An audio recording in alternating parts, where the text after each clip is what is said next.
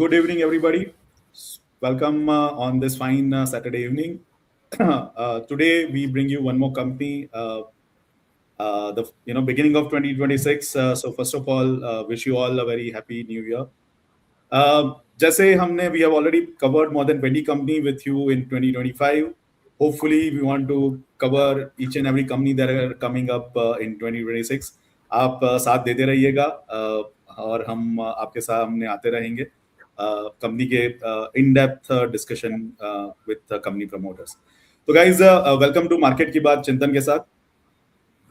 Today we are going to discuss about the company called Gabion Technologies. But before we do that, I just want to run you through the disclaimer that neither me nor some of the guest panelists which we have over here are SEBI registered. Some may be, as one of the individuals today.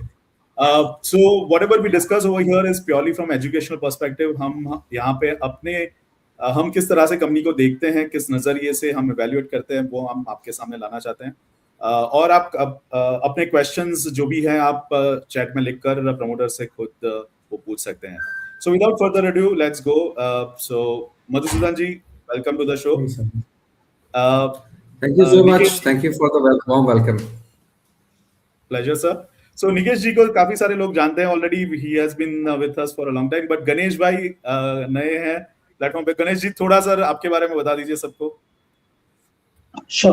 I am Ganesh. मैं एक SEBI registered research analyst हूँ. In terms of my background, I've done my MBA from IIM Calcutta. I've completed all 3 levels of the CFA exam. I've worked with JP Morgan, Goldman Sachs, and since 2019, I'm basically running my own business, primarily helping out small HNIs with research on the Indian equity markets. So that is broadly my background, and kind of very happy to be on this show with Chintan ji and interact with promoters like this. Perfect. All right. So Madhusudan जी थोड़ा सा sir आपके बारे में जानना चाहते हैं. आप कहाँ से हैं सर? आपने कैसे शुरुआत की? आपका प्रीवियस वर्क एक्सपीरियंस थोड़ा सा अपने बारे में बताइए. देखिए, मैंने अपनी ग्रेजुएशन MIT से करी है, USA से, जो कि एक वर्ल्ड रिनाउंड इंस्टीट्यूट है. और उसके बाद मुझे कभी भी अमेरिका में काम मतलब दूसरी कंपनीज के लिए, अमेरिकन कंपनीज के लिए काम करने की इच्छा नहीं हुई. तो मैं सीधा वापस आ गया था. और मेरी फैमिली नेपाल में रहती है अभी भी कुछ फैमिली. और वहाँ पे हमारा कुछ बिजनेस था, तो मैंने उसमें ज्वाइन किया था. और वहाँ से एक्सपीरियंस मैंने गेन किया. उसके बाद मुझे इंडिया में बिजनेस करने की इच्छा थी शुरू से ही, क्योंकि India is like becoming the hub of the world now. तो मुझे इंडिया में अपना नाम कमाना था. तो इसीलिए मैं शिफ्ट हो गया इंडिया, और फिर यहाँ पे मैंने खुद के दम पे ये बिजनेस चालू किया.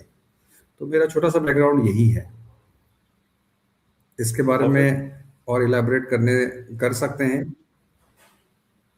जी. So sir, how did you start Gabion Technology? I mean, कहाँ से ये इंस्पिरेशन आई? कुछ फैमिली बिजनेसेस हैं आपके जिससे आप ये बिजनेस आपने शुरू किया? हाँ, जो मेरे पहले जो स्टील वायर है वो हम बनाते थे.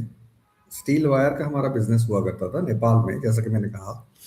तो जब स्टील वायर बनाते थे तो मैंने देखा कि ये स्टील वायर जाता कहाँ पे है.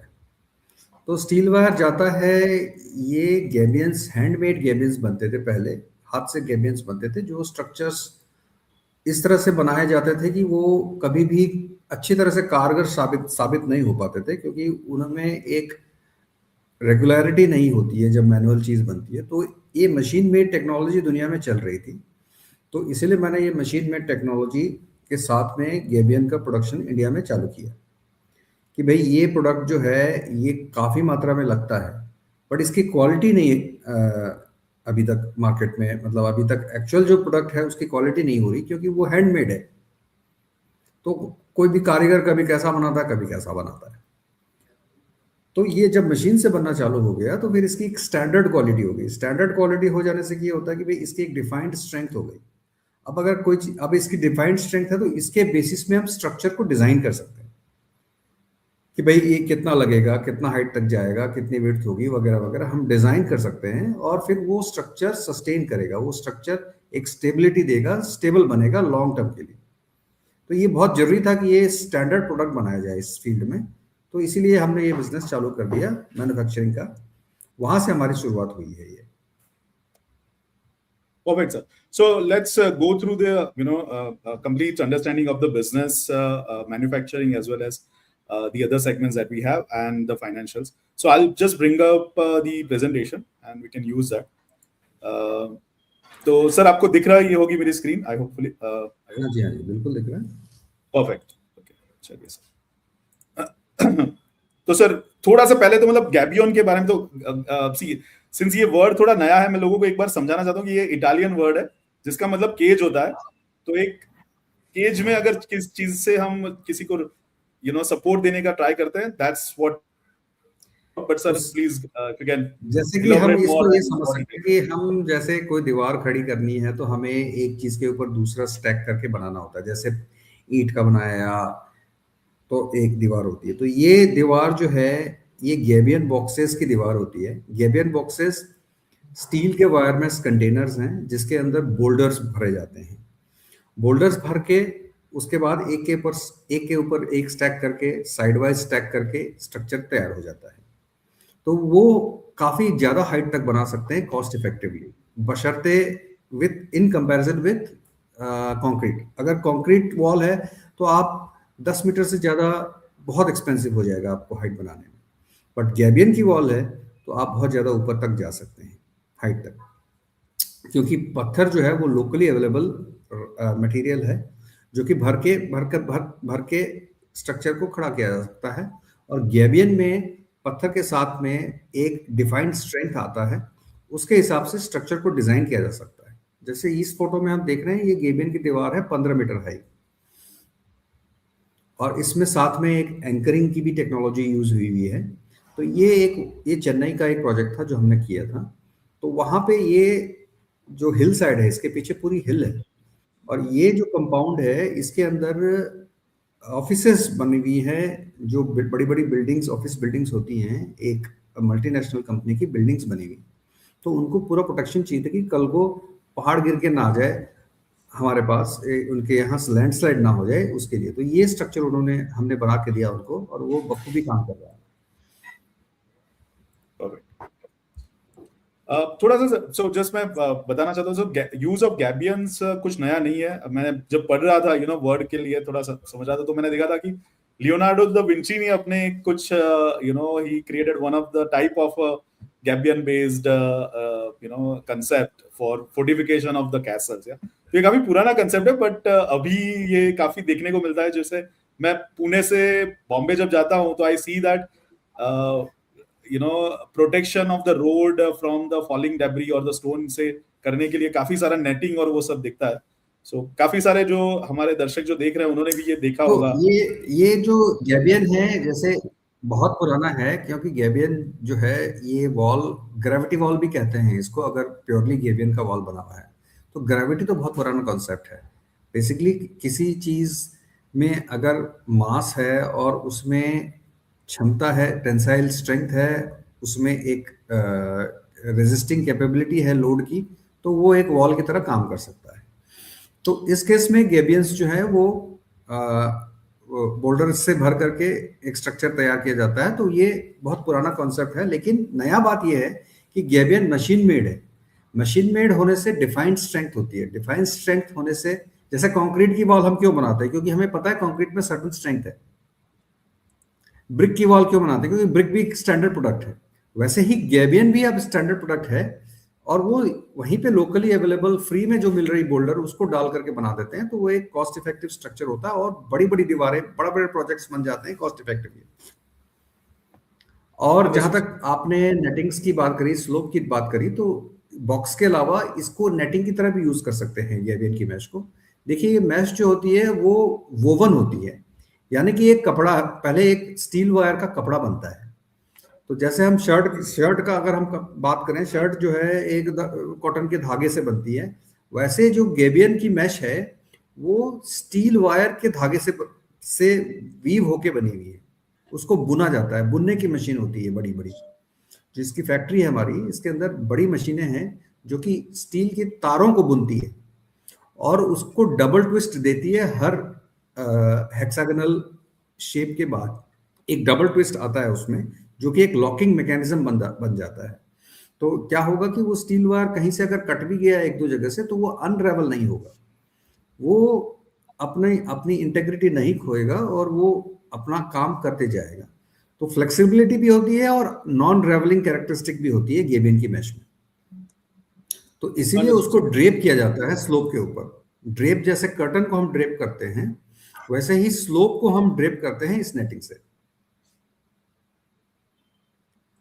Perfect. Let's move on.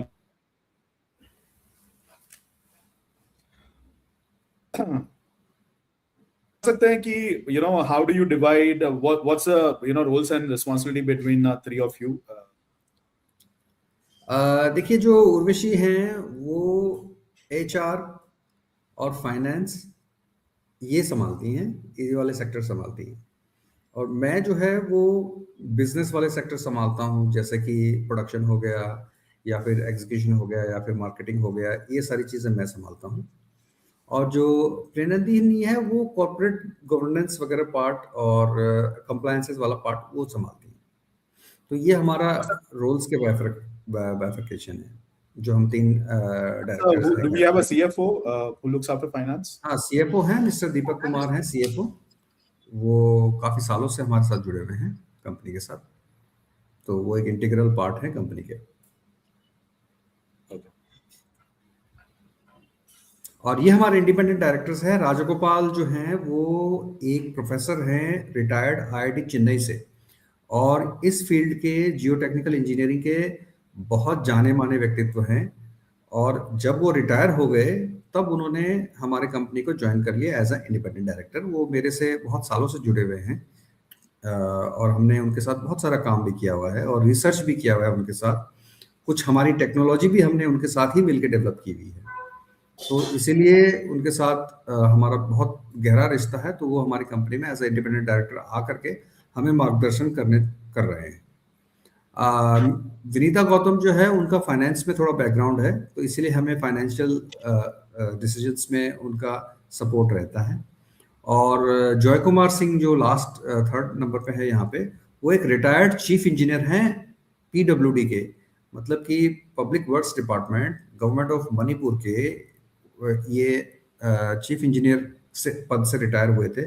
और इनके साथ हमने बहुत काम किया मणिपुर में, इम्फाल में, मणिपुर में। तो ये भी हमारे बहुत अच्छे संबंध हैं इनके साथ। और जब रिटायर हुए तो इन्होंने भी हमारे यहाँ कंपनी में ज्वाइन करके हमें मार्गदर्शन देने का रोल इन्होंने एक्सेप्ट किया। Understood, sir.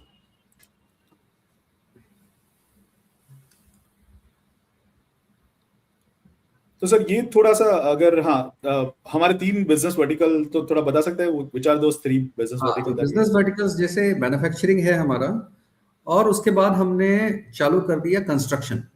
तो we are not only manufacturer but we are a bona fide contractor. तो हम वर्क कॉन्ट्रैक्ट्स बिड करते हैं, गवर्नमेंट के से डायरेक्टली बिड करते हैं, और जब हमें अवार्ड हो जाता है तो हम उन्हें एग्जीक्यूट कर लेते हैं और उसको कंप्लीट करते हैं।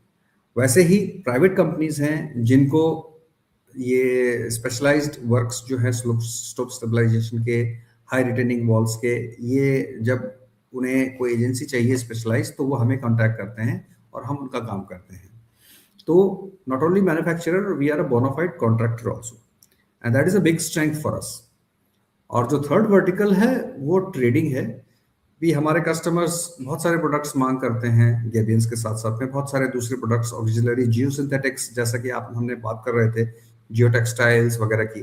तो वो सारी चीज़ें भी साथ साथ में लग रही होती हैं, तो वो हम उनको वो सप्लाई करते हैं। और भी कई चीज़ें हैं जो एक ट्रस्ट जब बन जाता है तो ये क्या है कि जब टेक्निकल फील्ड में उनको एक नॉलेज चाहिए होता है, कुछ नई चीज़ भी आ जाती है, तो वो हमसे पहले कांटेक्ट करते हैं और हम उनको वो चीज़ प्रोक्योर करके दे देते हैं, उनको समझा देते हैं, उनको हेल्प भी कर देते हैं। तो इस तरह से हमारा ट्रेडिंग का बिजनेस बन जाता है।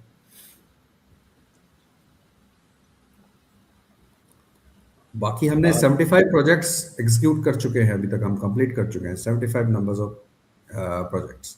तो हमारा एक बहुत हेल्दी एक्सपीरियंस है इस फील्ड में एज अ कॉन्ट्रैक्टर।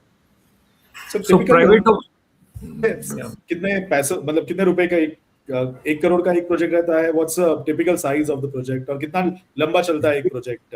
ये प्रोजेक्ट एक 1 करोड़ से लेकर के 20 करोड़ तक के प्रोजेक्ट हमने किए हुए हैं अभी तक। तो जनरली टिपिकली एक साल में खत्म हो जाता है एक प्रोजेक्ट। तो क्योंकि आप एक साल भर में कई 3-4 महीने बारिशों की भी आ जाती है, जिस समय में वर्क थोड़ा सा हैम्पर्ड रहता है।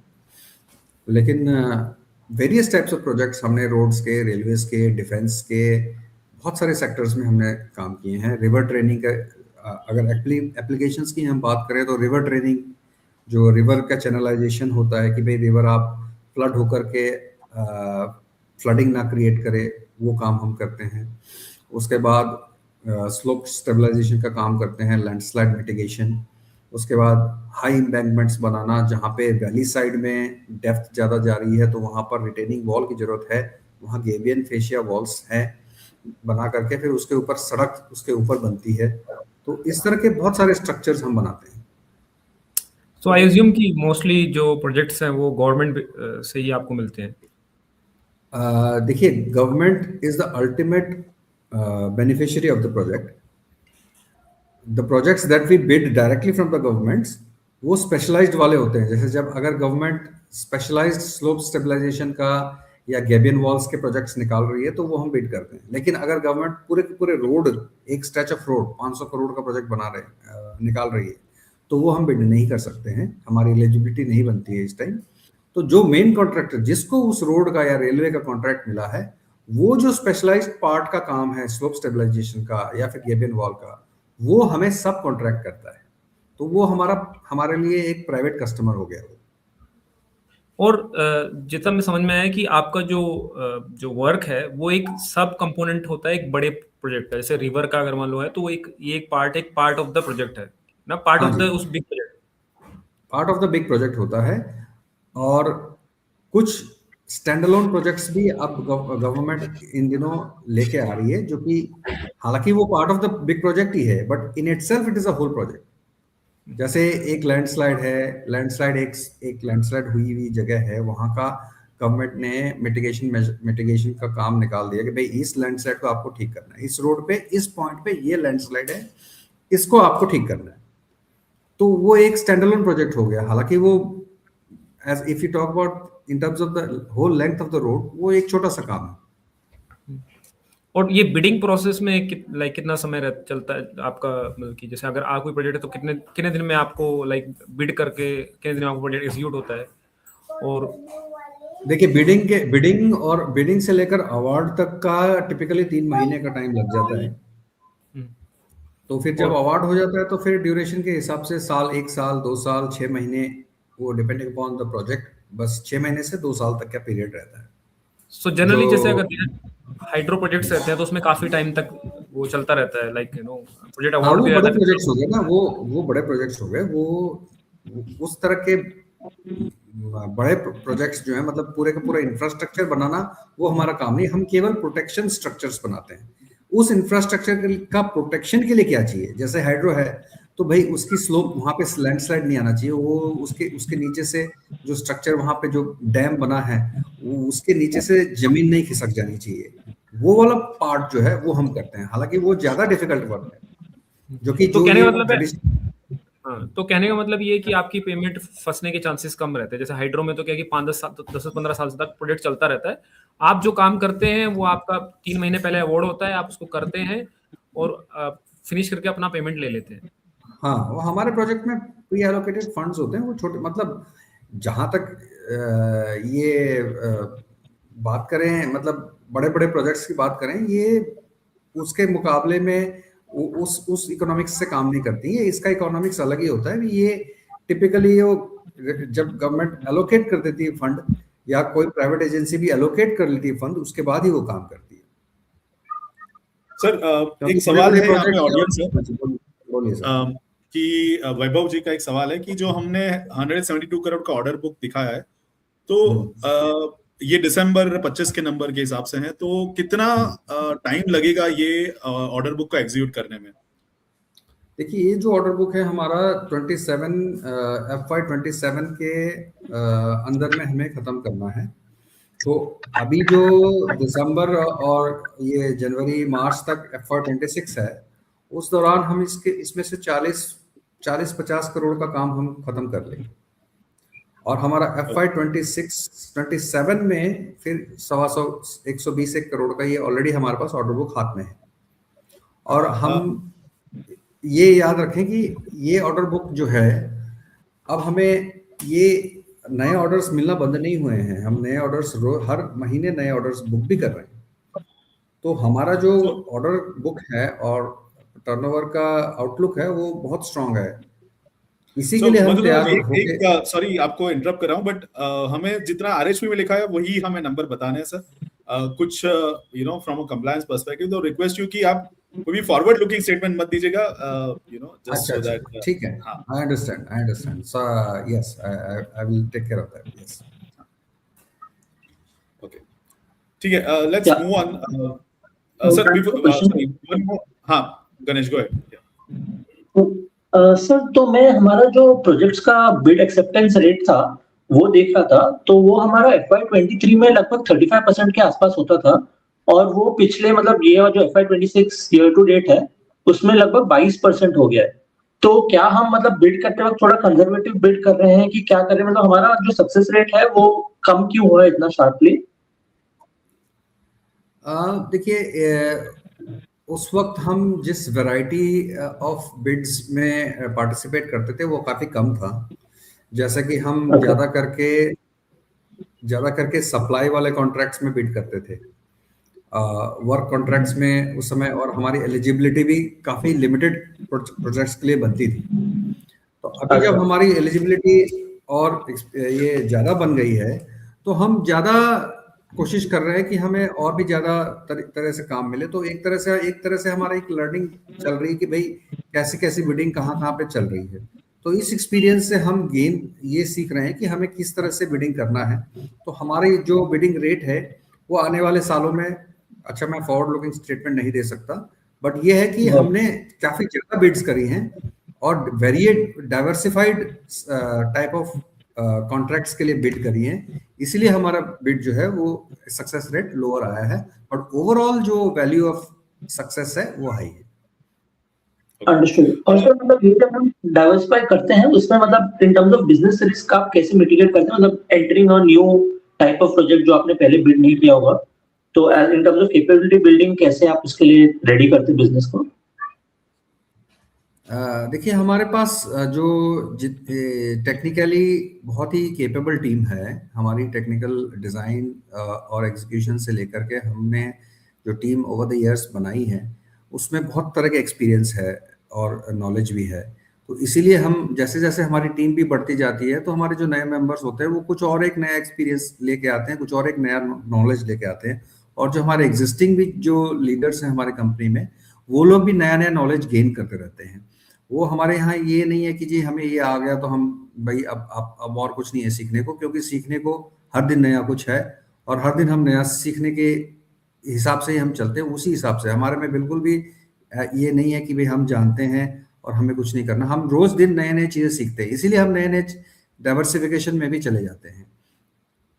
जैसे कि बॉन्ड का काम हम जो कर रहे हैं लाइनिंग का, वेदांता माइनिंग इंडस्ट्री का, तो वो एक थोड़ा सा हट के काम है, लेकिन वेदांता जो है हमने वहाँ पे गैबियन वॉल्स बनाया था पहले वेदांता के लिए, बाद में उनके पास ये काम आया तो ये भी हमने उसको, हमारे पास टेक्निकल कैपेबिलिटी डेवलप हो गई तो हमने ये काम हमें ले लिया और उन्होंने, अब हम सक्सेसफुल कर रहे हैं तो ये हमारा एक नया जुड़ गया। अब हम दूसरी कंपनी के साथ वही चीज़ बिड कर रहे हैं और शायद वो भी हमें बिजनेस उसका बढ़ जाएगा हमारा वहाँ पे।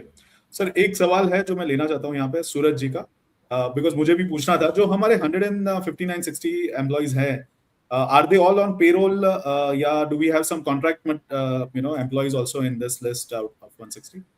नहीं, ये सारे हमारे एम्प्लॉइज हैं जो सारे पेरोल में हैं। हमारे पास अप्रोक्सीमेटली 35 सिविल इंजीनियर्स हैं जो काम कर रहे हैं प्रोजेक्ट्स में, और हमारे डिज़ाइन टीम में लगभग 7-8 डिज़ाइनर्स हैं जो कि स्ट्रक्चर्स को समझते हैं, जियो टेक्नोलॉजी और सिविल इंजीनियरिंग के एक्सपर्ट्स हैं।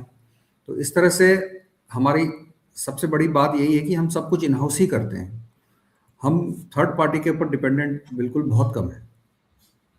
समझ गया सर, आगे बढ़ते हैं सर। तो I think we covered this part. So अगर if any of the point that you want to highlight Madhusudan ji, पहले मतलब आप feel free, otherwise we can go to the next slide.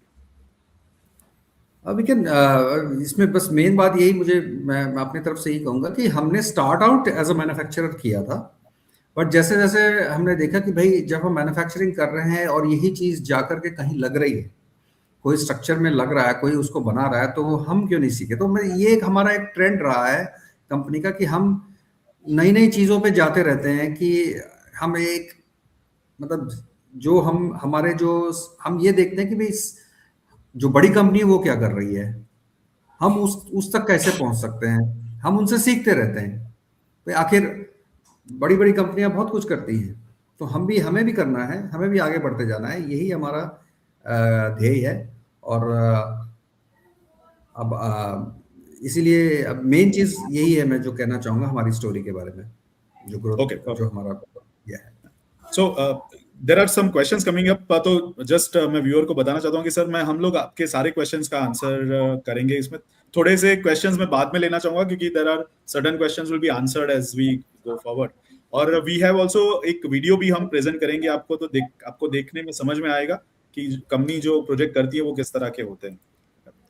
So sir इसमें एक सवाल था कि हमारे जो कौन से स्टेट में ये प्रोजेक्ट है जो ये एग्जीक्यूशन हम कर रहे हैं, तो थोड़ा सा बता सकते हैं यू नो। मैं जरूर बताना चाहूँगा कि हम लगभग सारे स्टेट्स ऑफ इंडिया में काम कर रहे हैं। इस वक्त हमारे 40 प्रोजेक्ट्स चल रहे हैं। आपको लद्दाख से लेकर के, लद्दाख में है, हिमाचल में है, उत्तरांचल में है, आपको ये यूपी में है, उड़ीसा में है, छत्तीसगढ़ में है, महाराष्ट्र में है, एमपी में है, मतलब लगभग सारे स्टेट में है, कर्नाटक में है, नॉर्थ ईस्ट में है, असम में, मणिपुर में है।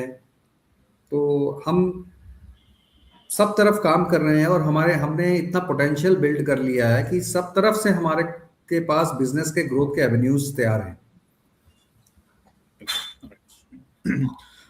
दूसरा सर एक ये सवाल भी है सेम सूरज जी से ही कि जो हमारा ऑर्डर बुक है वो हमारे ज्यादा अभी हमारी जो पेंडिंग ऑर्डर बुक है कौन से स्टेट में हमारा ज्यादा एक्सपोजर है सर? ये ऑल ओवर द स्प्रेड है पूरा ये। अगर मैं मतलब जैसे कि मैं बताया, सारे लगभग बहुत सारे स्टेटों में है, कोई ऐसा कहीं पे कंसंट्रेशन नहीं है कि भाई इसी जगह पे है। क्योंकि जैसे एक बड़ा प्रोजेक्ट हमारा रायपुर विशाखापट्टनम एक्सप्रेस वे जो बन रहा है उसके ऊपर है, तो वो उसमें जो हमारे प्रोजेक्ट्स हैं वो छत्तीसगढ़ में भी है, उड़ीसा में भी है, आंध्र में भी है। तो वो स्प्रेड वैसे आ गया। जैसे मैंने बताया रेलवे में प्रोजेक्ट्स हमारे हैं वो कर्नाटका में है, गोवा के पास कर्नाटका गोवा की एक रोड है, उस पे हमारा प्रोजेक्ट है, वहाँ पे है। और आपको हिमाचल में काफ़ी प्रोजेक्ट हैं। उत्तरांचल में हमें बॉर्डर रोड ऑर्गेनाइजेशन से चारधाम रोड जो चल रही हैं उसमें लैंडस्लाइड मिटिगेशन के प्रोजेक्ट्स मिले हैं। इम्फाल में बोलिए working across very let's say so many different states, तो यहाँ पे हमें जो प्रोजेक्ट हम एग्जीक्यूट करते हैं उसके लिए कितने बड़े मशीन चाहिए sir? Are this do we have to let's say जैसे हम डी वॉल का काम नहीं करते जैसे डायफ्राम वाल का, जहाँ पे बहुत ही ज्यादा क्रेन के साइज के मशीन लगते हैं, तो यहाँ पे हमें जो मशीन लगते हैं वो कितने बड़े होते हैं, क्या उसकी मोबिलिटी कितनी रहती है, हम कितना उसको हमें मूव, थोड़ा सा एग्जांपल दे सकते हैं? देखिए, जो अर्थ मूविंग मशीनरी है वो तो सभी को मालूम है, जैसे जिसको जेसीबी कहते हैं या फिर एक्सकवेटर कहते हैं, वो तो जो एक स्टैंडर्ड मशीनरी है, मतलब वो बड़ी मशीनरी होती है बट वो मूवेबल होती है, ट्रेलर से वो होती हैं, वो मशीनें हैं। बट हम जनरली जो काम करते हैं वो स्पेशलाइज्ड जॉब्स करते हैं, specialised parts of the work करते हैं, जो जनरली जो मेन कॉन्ट्रैक्टर है जो इजीली टेक्नोलॉजिकल पार्ट्स हम करते हैं। तो टेक्नोलॉजिकल पार्ट्स में एक एंकरिंग बड़ी चीज होती है, जो ड्रिलिंग का काम होता है, स्ट्राटा में ड्रिल करके जो सॉइल जो स्लोप्स हैं उस पर ड्रिलिंग होती है। तो वो ड्रिलिंग की हमारे पास बहुत सारी मशीनरी है, जो कि एक स्पेशलाइज्ड रिग्स होती हैं ड्रिलिंग के लिए, वो हमारे पास बहुत सारी है। उसमें कंप्रेसर्स, एयर के कंप्रेसर्स लगते हैं, एयर प्रेशर से वो चलते हैं। तो हमारे कंपनी में करीब 10 नहीं 12-13 कंप्रेसर्स हैं, एयर कंप्रेसर्स। अच्छा, उसी प्रकार से हमारे पास अर्थ मूविंग की मशीनरीज है, जेसीबीज, एक्सकेवेटर्स 4-5 है। हमारे पास हैवी रोलर्स है जो कि सॉइल की कॉम्पैक्शन में काम लगते हैं। तो इस तरह से हमारे पास बहुत सारी मशीनरीज हैं जो कि हम काम लगाते हैं, और जनरली हमारी machinery spread around already spread around है। तो जनरली रीजन वाइज हम मशीनरीज एलोकेट करके रखते हैं, क्योंकि हमें मालूम रहता है कि चलो उस रीजन में कोई काम मिला तो हम उसी रीजन की मशीनरी से काम चला लेते हैं, मतलब वहीं के नजदीक शिफ्ट हो जाए उस तरह से। सर एक सवाल यहाँ पे ये कि जो transportation cost of the big machines वो हम कस्टमर को हमेशा पेबल रहता है कि do we also have to bear that cost in our costing और प्राइसिंग? देखिए, कस्टमर को तो एंड प्राइस से मतलब रहता है, उसकी एंड प्राइस है। अब उसमें उसका ब्रेकअप क्या है वो आपको खुद ही वर्कआउट करना होता है, तभी एक आप अच्छा ऑफर बना के देते हैं। तो इसीलिए जो हमारे पास वेरिड बहुत सारी मशीनें हमारे पास इसीलिए हैं ताकि हमें ज़्यादा इधर से उधर मूव ना करना पड़े और हम एक ही साथ में ज़्यादा काम भी कर सकें। तो जैसा कि मैंने बताया, रीजनली हमारे पास मशीनरी एलोकेटेड रहती है और उसको हम ट्रैक उसी हिसाब से करते हैं और उसको एलोकेशन उसी हिसाब से करते हैं कि हमारी कॉस्टिंग सबसे मिनिमाइज रहे। सर काफी जगह पे ये सारे जो प्रोजेक्ट रहते हैं रिक्वायर्स लॉट ऑफ अप्रूवल, जैसे हमें कहीं पे ग्रीन ट्रिब्यूनल का अप्रूवल चाहिए, कहीं पे हमें फॉरेस्ट लैंड का अप्रूवल लगता है, कहीं पे किसी और डिफेंस का अप्रूवल कहीं पे आ जाता है। इसमें काफी ऐसा होता है कि टाइम बहुत चला जाता है। हमारे अगर मशीन वहां पे है, हमारी टीम वहां पे, वो आइडियल बैटरी रह सकती है। How do you handle this? कुछ कॉन्ट्रैक्चुअली कुछ हमारे पास ऑप्शंस रहते हैं to recover some of this ideal cost from the contractor, I mean from the party whom we are giving the services to? देखिए, वो इसमें हमें अपना प्रूडेंस ही यूज करना होता है कि हम जहाँ पे काम कर रहे हैं वहाँ पे कुछ प्रॉब्लमेटिक प्रोजेक्ट तो नहीं है। वो हमें अपना खुद का प्रूडेंस यूज करना होता है कि हम वैसे प्रोजेक्ट्स में ना जाएं जहाँ पे कोई प्रॉब्लम हो सकता है, क्योंकि ऑलरेडी हम ऐसा नहीं कि ग्रीन फील्ड कहीं पे जा रहे हैं हम शुरू से ही कुछ, क्योंकि ऑलरेडी वो प्रोजेक्ट रनिंग होते हैं।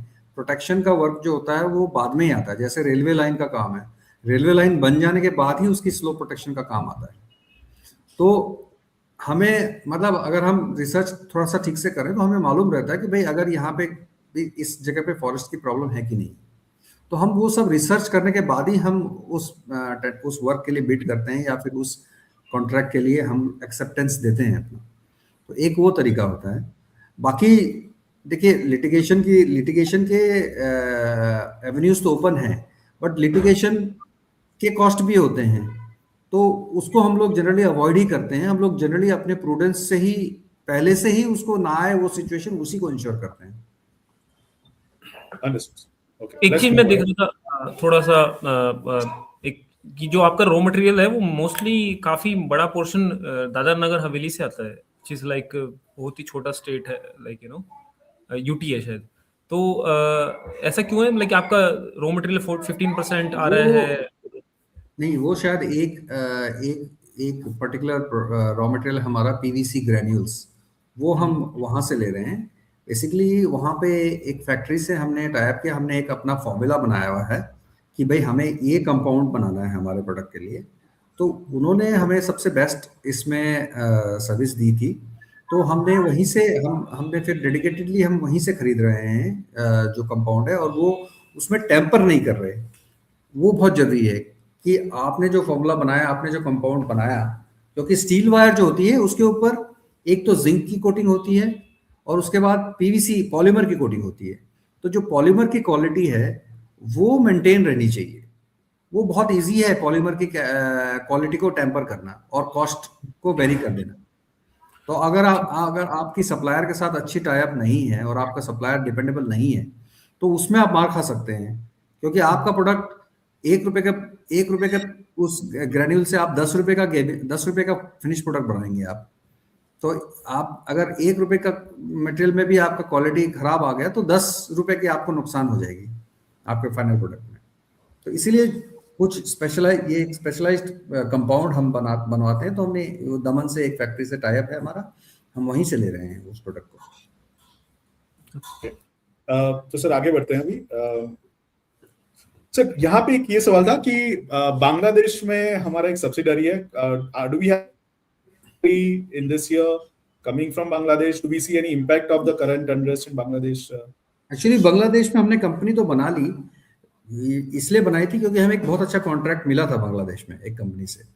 लेकिन जब हमने कंपनी बना करके हमने उनसे कहा कि भाई आप अपना जो पेमेंट टर्म है जिसके हिसाब से बैंक लेटर ऑफ एलसी उन्होंने हमें देना था, उन्होंने उससे बैकआउट हो गए। वो उन्होंने कहा कि नहीं, आपको क्रेडिट पे काम करना पड़ेगा। तो हमने उसमें हम नहीं गए, तो हमने उसको वहीं ड्रॉप कर दिया उस काम को। तो इसीलिए हमने कंपनी तो बनाई, लेकिन हमारा बिजनेस कभी चालू ही नहीं हुआ बांग्लादेश में। तो जो हम थोड़ा सा सीड फंड लेके गए थे वहां पे, उसको हमने वहां के स्टॉक मार्केट में लगा के रखा हुआ है फिलहाल, ताकि वो जब भी हमारा कोई बिजनेस चालू हो तो हम उसमें से निकाल करके हम अपने बिजनेस में लगा देंगे। नेपाल का देख रहा हूँ, तो थोड़ा सा बता सकते हैं कि रफली कितना रेवेन्यू नेपाल से आ रहा है हमारा अभी तक? तो नेपाल से देखिए, नेपाल का जो रेवेन्यू है वो हमारे बुक्स में जो ऐड नहीं होता है, क्योंकि नेपाल से एक्चुअली हम सारा इंपोर्ट करते हैं मटेरियल। नेपाल का जो यूनिट है वो हमारा प्रोडक्शन यूनिट, वो एक्सपोर्ट ओरिएंटेड यूनिट है।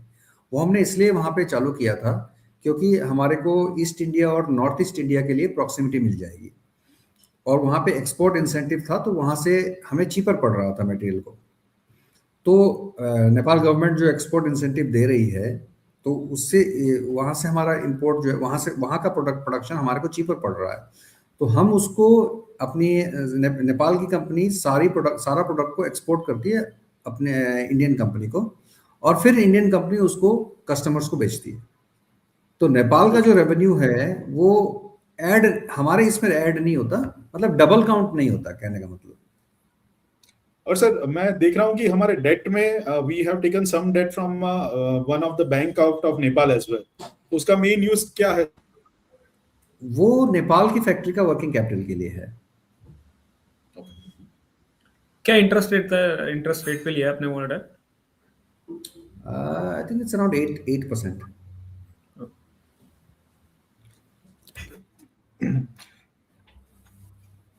सर थोड़ा सा I am very much interested to learn a little bit about ये हाई स्पीड रेल नेटवर्क के बारे में थोड़ा। तो मतलब वहां पे अभी क्या काम चल रहा है सर? कुछ आपने इज इट आपका सिर्फ सप्लाई का यहाँ पे प्रोजेक्ट है कि आपको कुछ हाई स्पीड रेल प्रोजेक्ट जो है वो काफी एक बड़ा अंडरटेकिंग है इंडिया के लिए, बिकॉज इस तरह के टेक्नोलॉजी से हाई स्पीड में ट्रेन चलाना इंडिया के लिए एक बड़ा अचीवमेंट होने वाला है।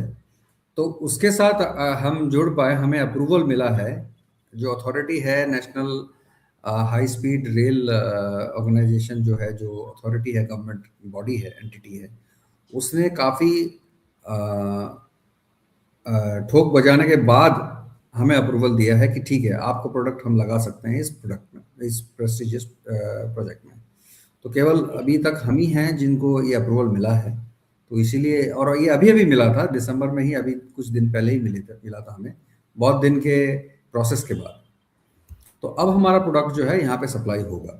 स्कोप ऑफ वर्क क्या रहेगा आपका इस तरह? इसमें केवल सप्लाई का ही हमारा स्कोप है प्रोडक्ट का। क्या ऑर्डर साइज वगैरह? इसमें हम एक्सपेक्ट कर रहे हैं कि 10 करोड़ का मटेरियल होगा। सॉरी, अच्छा, वो हम बता नहीं सकते। Madhusudan ji, let's not go into the numbers if it is not, let's not get into that.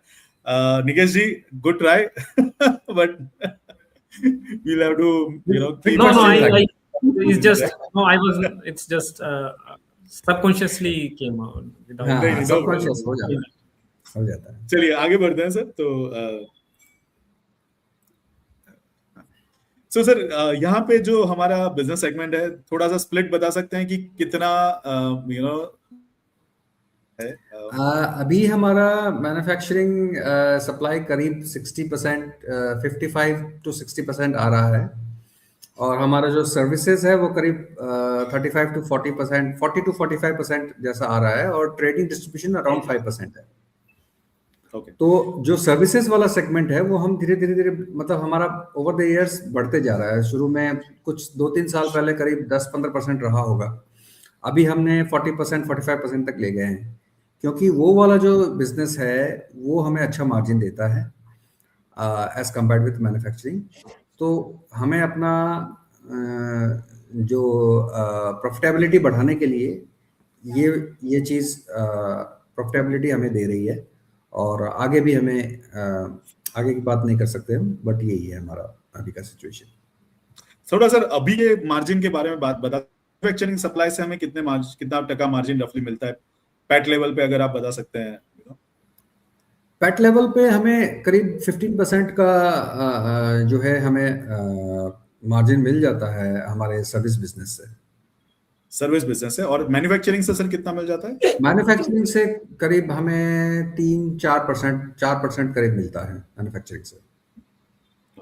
So sir reason क्या हो सकता है मैन्युफैक्चरिंग में हमारा मार्जिन क्यों है? क्योंकि ये इज इट अ निश product, is it a commodity product? थोड़ा निश प्रोडक्ट, बट ये निश प्रोडक्ट है, और इसमें अभी जो एक साइक्लिकल एक प्राइस में ये थोड़ा सा प्राइस डाउन हुआ है, इसीलिए इसमें मार्जिन थोड़ा कम हुआ है, लेकिन इसकी डिमांड अभी इतनी ज़्यादा बढ़ गई है और हम लोग इसीलिए अपनी कैपेसिटी को डबल कर रहे हैं।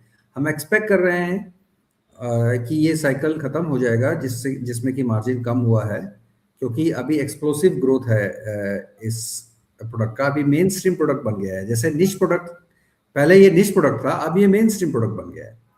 तो क्या हो रहा है कि कस्टमर्स को भी इसकी कॉस्टिंग के अंदर जा करके वो भी एक सर्टेन प्राइस पॉइंट पे जा करके आ रहे हैं कि भाई मैन्युफैक्चरिंग का इतना ही मार्जिन होता है, उनका भी ये कहना है।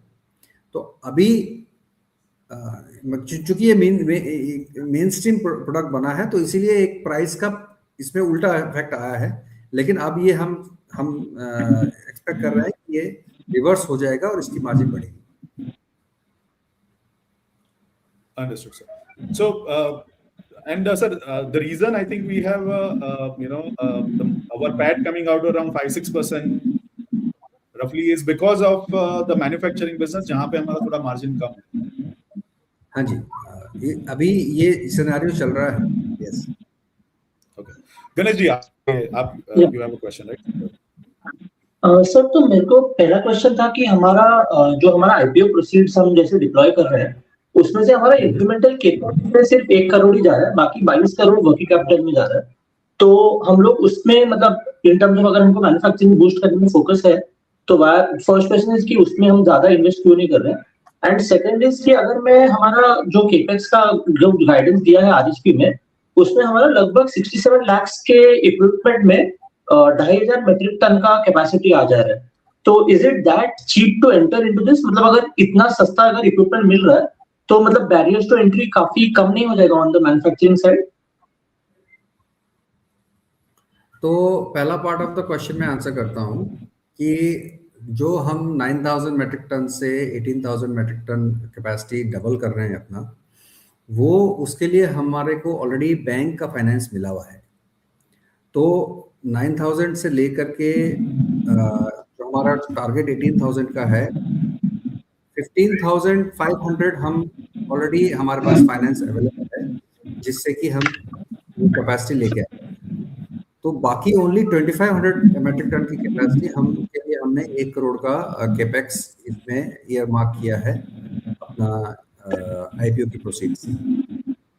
और दूसरा पार्ट ऑफ द क्वेश्चन ये है कि मशीनरी इसकी रिलेटिवली चीप है as per the production capacity, but इसमें जो स्पेस की आवश्यकता है, बिल्डिंग की आवश्यकता है, वो बहुत स्पेशियस जरूरत पड़ती है। तो वो वाला जो कैपिटल है वो ज्यादा लगता है।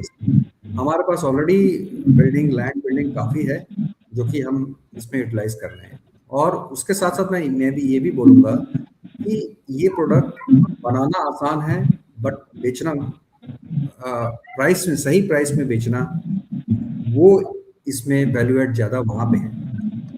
तो उसके लिए क्या होता है कि हमारे पास हम प्रोजेक्ट्स में डिजाइन्स जब हम प्रोवाइड करते हैं, तो हम अपने प्रोडक्ट्स के साथ में जाते हैं और हमारे को अथॉरिटीज फेवर नहीं, मतलब स्पेसिफाई करती हैं कि इनके स्टैंडर्ड्स के हिसाब से ही आप प्रोडक्ट्स लगाएं। तो इसलिए हमारे को अपने सेल्स में अच्छा रिलेशन मिलता है, और सेल्स के हमारे पास चैनल्स बहुत हैं, जबकि छोटी छोटी जो फैक्ट्रियां होती हैं वो बेच नहीं पाती है। Understood, got. और सर जो 9,000 से 18,000 जा रहे हैं, ये पूरा हमारा ब्राउनफील्ड ही है, मतलब हमारे एक्जिस्टिंग लोकेशन में ही और लाइंस लगाने हैं कि हमको एक्सपांड करना पड़ेगा किसी और लोकेशन पे? हमने आसाम में यूनिट लगा रहे हैं, एक आसाम में, जैसे हमारा अभी हिमाचल में यूनिट है, मेन यूनिट, एक नेपाल में यूनिट है, एक हम आसाम में लगा रहे हैं ताकि हम नॉर्थ ईस्ट को कैटर कर सकें। तो ये 2500 मेट्रिक टन की कैपेसिटी हमारी आसाम में आ रही है, क्योंकि हमारी ये 26 में चालू हो जाएगी, तो हम वहाँ के प्रॉक्सिमिटी हो जाएंगे। गॉड। और बाकी आपका जो 9 से 15.5 हो रहा है वो हिमाचल में हो रहा है? हाँ, तो बाकी हमारा हिमाचल में ऐड कर रहे हैं, यहाँ पे बिजनेस भी बढ़ रहा है, तो हम धीरे धीरे रीजनल इसको स्प्रेड आउट करेंगे अपनी कैपेसिटीज को। God, thank you sir. थोड़ा सा मैन्युफैक्चरिंग प्रोसेस के बारे में बता सकते हैं सर कि हमें जो स्टील के वायर्स आते हैं जो हम फीड करते हैं हमारे मशीन में, उससे अलग अलग तरह के मैशेस वो बनते हैं, क्या प्रोसेस रहती है, थोड़ा सा बता सकते हैं? ये वीविंग होता है सर, जैसे कि मैंने आपको बताया कि कपड़े, मतलब धागे से हम कपड़ा बनाते हैं, वैसे ही ये स्टील का वायर हमारे लिए धागा है। वायर जो है स्टील का धागा से हम बनाते हैं, बट वो हमारा जो धागे का थिकनेस है वो 3 mm 2-3 mm रहता है, थिक रहता है, तो इसलिए हैवी मशीनरी इसमें लगती है इसकी वीविंग में। जो इसकी जो मेन मशीनरी होती है वो काफ़ी हैवी होती है, जिससे कि वो स्टील के वायर को बुन सके। और वो बुनने का जो तरीका है वो एक डबल ट्विस्ट कहते हैं उसको, डबल ट्विस्टिंग करके हेक्सागोनल मैश बना करके उसको वीव किया जाता है। तो वो डबल ट्विस्टिंग एक लॉकिंग मैकेनिज्म होता है, हर ट्विस्ट पे हर जगह पे लॉक है एक, तो वो अनरेवल नहीं होगा। जो मैंने पहले भी आपको बताया था, नॉन रेवलिंग इसकी कैरेक्टरिस्टिक होती है और फ्लेक्सिबिलिटी इसकी कैरेक्टरिस्टिक होती है। और इसमें सर कुछ स्ट्रेंथ के हिसाब से प्रोडक्ट के वेरिएंट्स आते हैं कि डिजाइन के हिसाब से आते हैं?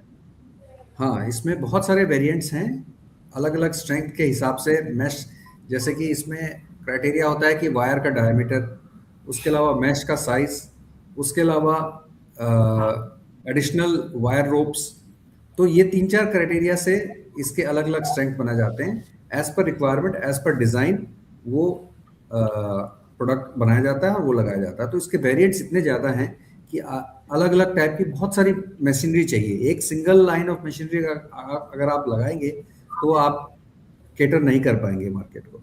तो इसीलिए हमारे पास जो है प्रोडक्शन लाइन इस वक्त ऑपरेशन में 6 हैं और हम 3 और लेके आ रहे हैं, नहीं सॉरी 5 है इस टाइम, सॉरी 6 है और हम 4 और लेके आ रहे हैं नए टेक्नोलॉजी। तो हमारे पास 10 प्रोडक्शन लाइन हो जाएंगी। IPO using the IPO proceed, right? नहीं, IPO प्रोसीड से ओनली 1 ला रहे हैं हम। ऑलरेडी 6 हैं और 3 हमारे ऑलरेडी इन प्रोसेस है through our already procured finance from bank. एक तो आपका बताया कि थोड़ा कोस्ट का एडवांटेज है कि आप लाइक कोस्ट का है कि इसको बनाना, बट एट कोस्ट बनाना is a major challenge. But और कौन सा चैलेंज है टेक्निकल, ऐसा कैसा चैलेंज, कौन सा चैलेंज है कि जो न्यू प्लेयर्स को एक एंट्री बैरियर है उनके लिए? देखिए, जो इसमें जो अप्रूवल्स जो चाहिए अथॉरिटीज की, वो एक क्रेडिबिलिटी ऑर्गेनाइजेशन की चेक करने के बाद ही देती है। क्योंकि क्या होता है, अगर समय से प्रोडक्ट नहीं मिला, क्वालिटी का प्रोडक्ट नहीं मिला, तो वो प्रोजेक्ट हैम्पर कर जाएगा। तो ये एक बहुत बड़ा चैलेंज है। So every component for every project needs to be For approved. every project, a new approval is required by the authorities of that project. Only then the material can be procured. So let's say So let's say any component in the figure, if it's already been used in previous less 10-15 projects, and if it has to be used in some new project, it has to be approved again. Yes, it will be approved again. Obviously, those credentials of past use will help you get an approval, but then a fresh inspection of your facilities, a fresh evaluation of your capabilities is done before an approval is given. So, and this will approved by which authority or which institutions in India? जैसे अगर road का project है तो national highway approve करेगी, या फिर NHIDCL है वो अप्रूव करेगी, रेलवे है तो इंडियन रेलवेज करेगी। वैसे जो भी अथॉरिटीज हैं वो करते रहती हैं, या फिर उनके अपॉइंटेड अथॉरिटी इंजीनियर्स होते हैं वो लोग करते हैं, क्योंकि जैसे रेलवेज है, अभी उनको सारी नॉलेज नहीं हो सकती, तो वो एजेंसीज को अपॉइंट करते हैं एज इंजीनियर्स, अथॉरिटीज इंजीनियर, उनके इंजीनियर, तो वो लोग चेक करते हैं, उसको इवेलुएट करते हैं। तो इस तरह से एक इकोसिस्टम है जो कि इंश्योर करता है कि प्रोडक्ट्स सही क्वालिटी के और सही टाइमलाइन पे पहुंच पाए प्रोजेक्ट साइट पे। So is this process is transparent? Like this approval process is very transparent, or there is like some, if sir आप Maybe let's controversial not get into that. Nikesh ji, let's go through the video. We have a video of the that projects coming up. वो थोड़ा देख लेते हैं एक बार.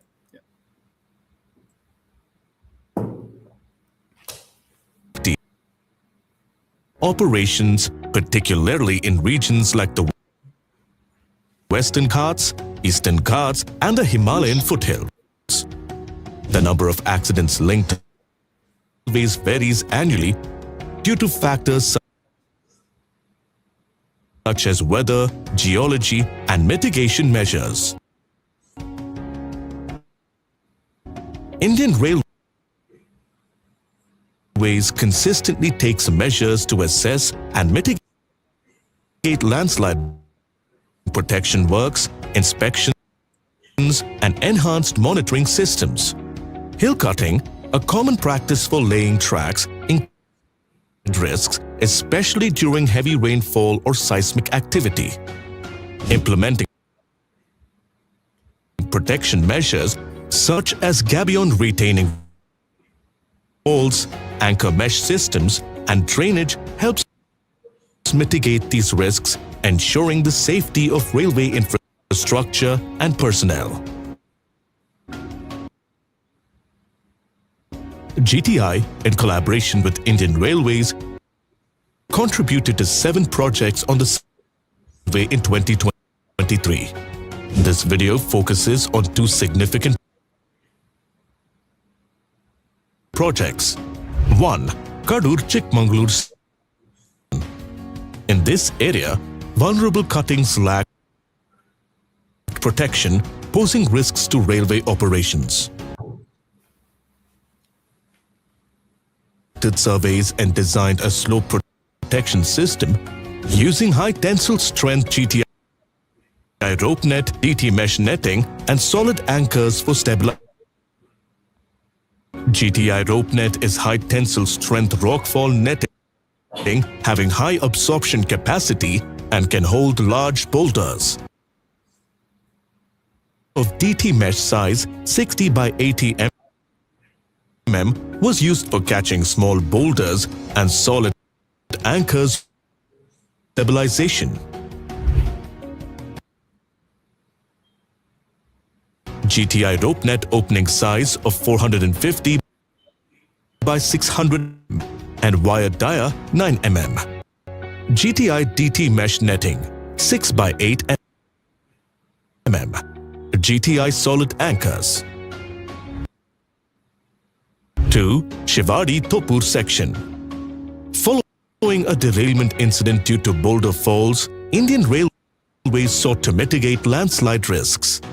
GTI provided a specialized design solution, including GTI rock net and strong net, along with the diagonal ropes and sets. GTI rock net is tensile strength netting having very high absorption capacity and can hold back large boulders.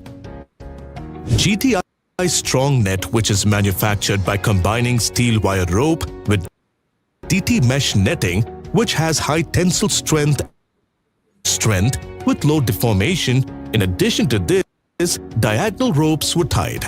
SDA is used for slope stabilization. GTI rock net, opening size 300 by 300 mm, wire dia 10 mm.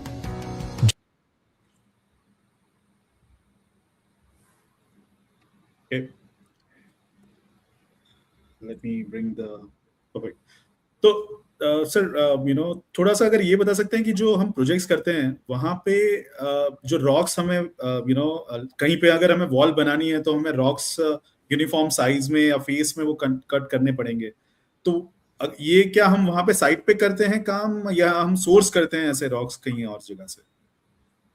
देखिए, rocks का certain size होना चाहिए, जैसे बहुत ज़्यादा heavy नहीं होना चाहिए, तो क्योंकि ये लेबर, स्किल्ड लेबर उसमें फिल करती है और उसको इंटरलॉकिंग सिस्टम लगाती हैं। तो बाकी उसमें ऐसा कोई फेसिंग वगैरह ज़्यादा जरूरत नहीं है, एंगुलर स्टोन होनी चाहिए जो कि आपस में एक इंटरलॉक हो जाए, वो होता है। और वो बोल्डर्स जो है वो साइड पे ब्रेकिंग करना होता है, बड़े बोल्डर से ब्रेक करके छोटे बोल्डर बना देते हैं, तो उसमें और ज़्यादा कोई काम की जरूरत नहीं होती उसमें। तो वो प्रोसेस मतलब इसीलिए वो ये एस्थेटिक्स उतनी ज़्यादा जरूरी नहीं है इसमें। Okay, understood. सर एक ये पूछना था, तो स्टील का तो आपने प्रोसेस समझा दिया। यहाँ पे मैं जियो सिंथेटिक्स में देख रहा हूँ, which is basically a plastic और अ फाइबर और PVC PUC kind of material. तो क्या हमारे पास उसका भी मैन्युफैक्चरिंग फैसिलिटी है? दोनों का स्प्लिट कितना होगा, कितना हम स्टील प्रोडक्ट्स का या और कितना प्लास्टिक बेस्ड मैन्युफैक्चरिंग करते हैं और पीवीसी बेस्ड मैन्युफैक्चरिंग करते हैं? देखिए, स्टील जियो सिंथेटिक्स में के अम्ब्रेला के अंडर कुछ प्रोडक्ट्स प्लास्टिक के हैं, ज़्यादातर प्रोडक्ट्स प्लास्टिक के हैं, कुछ प्रोडक्ट्स स्टील के हैं और कुछ कंपोजिट हैं, स्टील और प्लास्टिक दोनों हैं उसमें। तो जो प्लास्टिक है हमारे पास, उसमें एक जियोग्रिड, एक टाइप का जियोग्रिड है जो हम बनाते हैं। तो उसमें हमारे पास लिमिटेड प्रोडक्ट रेंज है प्लास्टिक में, बट स्टील में हमारे पास मेजर प्रोडक्ट रेंज है। और प्लास्टिक में हम इनफैक्ट दूसरा एक प्रोडक्ट भी बनाते हैं, पीपी रोप का गेबियन है। तो 2 प्रोडक्ट हम प्लास्टिक में बनाते हैं। और उसके बाद जो कंपोजिट है हमारा प्रोडक्ट्स, उसमें कई रेंज है। जैसे हमारे पास एक डिफेंस गेबियन है जिसमें जियो टेक्सटाइल भी लगता है और गेबियंस भी, ये स्टील भी लगता है, प्लास्टिक भी लगता है और स्टील भी लगता है। वैसे ही हमारा एक स्ट्रॉन्ग मैट करके प्रोडक्ट है जिसमें इरोजन कंट्रोल के लिए पीपी फाइबर्स लगता है और स्ट्रेंथ के लिए स्टील वायर लगता है। तो इस तरह से हम कंपोजिट्स भी बनाते हैं। और इस फील्ड में आप नए प्रोडक्ट्स भी आप बना सकते हो जो कि जिसमें बेटर कैरेक्टरिस्टिक्स हैं। तो इसलिए आपके क्वेश्चन के आंसर में मैं ये बोलूँगा कि प्लास्टिक हमारे पास कम है, प्लास्टिक के प्रोडक्ट्स, और स्टील के प्रोडक्ट्स हमारे पास ज़्यादा है। ओके, सो सर हमारा रिलायंस जो यहाँ पे हमने लिखा है revenue bifurcation across private versus government sector, तो ये क्या हमारे कॉन्ट्रैक्ट डायरेक्टली गवर्नमेंट इंस्टीट्यूशन के साथ रहते हैं, या तो जो प्राइम बिडर है, जो L1 है जिसने टेंडर जीता है, उसके साथ हमारे कॉन्ट्रैक्ट रहते हैं? और सिंस हालांकि हमारा ultimate beneficiary is the government, that's why it is classified as a government sector. If you can help us. जो गवर्नमेंट सेक्टर लिखा हुआ है वो डायरेक्टली गवर्नमेंट से अवार्ड हुआ कॉन्ट्रैक्ट है। इवन इफ गवर्नमेंट से अवार्ड हुआ कॉन्ट्रैक्ट में हम एज अ सब कॉन्ट्रैक्टर कुछ कर रहे हैं तो वो हमारे लिए प्राइवेट ही हुआ।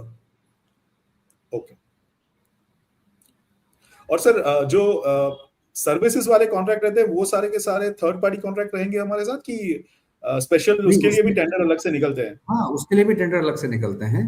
वही स्पेशलाइज्ड स्लोप स्टेबलाइजेशन या रिटेनिंग स्ट्रक्चर्स का अलग से भी कॉन्ट्रैक्ट्स निकलते हैं, तो वो वाले हम डायरेक्टली लेते हैं। तो सर्विसेज में भी हमारे पास डायरेक्ट गवर्नमेंट कॉन्ट्रैक्ट्स भी हैं और हम बड़ी कंपनियों के लिए सब कॉन्ट्रैक्ट भी कर रहे हैं।